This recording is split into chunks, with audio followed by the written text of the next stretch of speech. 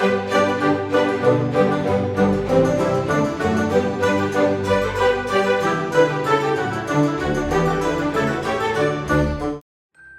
world is separated by blood, either red or silver. The common reds are peasants, living in subservience to the silvers, aristocrats who are all born with superpowers, like being able to manipulate the elements to their wills or bend metal. Among the reds is Mare Barrow, a teenage girl doomed to fight in a century-long war at the silvers' behest. But a stroke of luck sends her to work in the castle instead, where an accident reveals that she actually has a superpower of her own. With no choice, the royal family declares her to be a lost silver princess and hide her red-blooded origins from the public. But Mare wants to use this new station and her powers to help the Reds however she can, even if it means joining a revolutionary front. The gods have come down from the heavens, and they are not kind. Red Queen was published in 2015 and was written by Victoria Aveyard. It won the Goodreads Choice Award of 2015 and enjoys a good rating on the site, so it's obviously pretty popular. And I think I can understand why, but it does have a very rough start.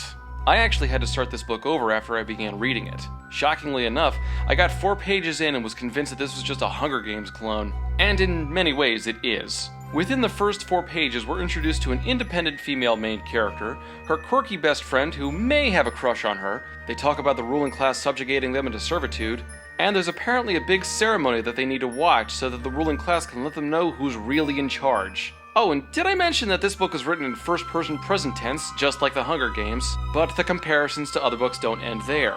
Mare is not a bad character by any means. She's dynamic and has a driven passion hidden behind her calm and reserved features. Kind of like Trish Pryor from Divergent.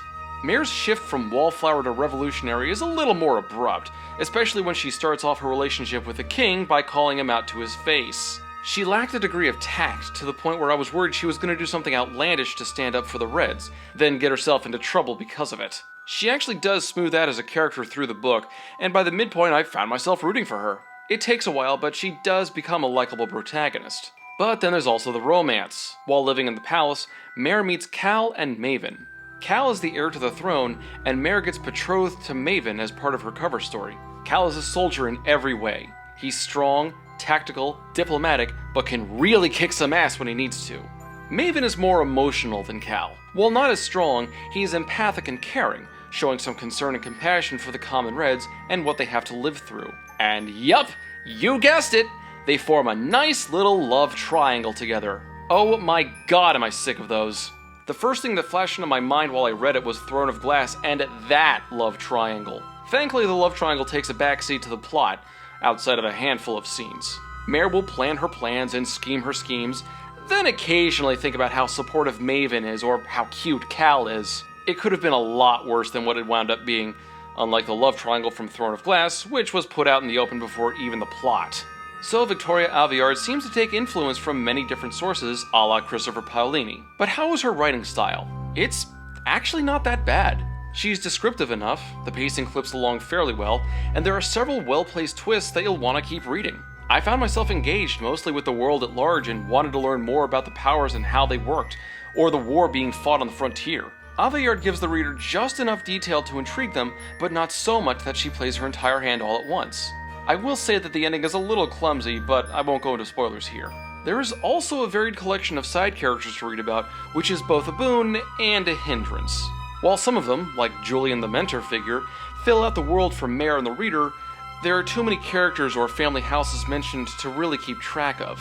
Mare even learns about the colors representing each royal house and repeats it a few times, but it's too much effort to try to remember all of them. I'm sure a number of characters will come back in the sequels, but I hope we get a reminder of who they are because I won't remember too many of them. Overall, I'd say the book is pretty good. Not a bad time to be had for sure. The main character grows on you a little, the plot is simple but fun, and the universe was structured and has a lot of potential for development. The plot does follow something of a bell curve though, with the best bits being in the middle of the book and the beginning and end kind of lacking. But if you can get through the beginning, you'll probably have a good time with this one. Hopefully the sequel can pick up where this one left off and keep running. I would also like it noted that I went this entire review without making one communist revolution joke. So, have you read the book? What did you think? If not, do you want to read it now? Whatever your thoughts, comment below and stay tuned for more.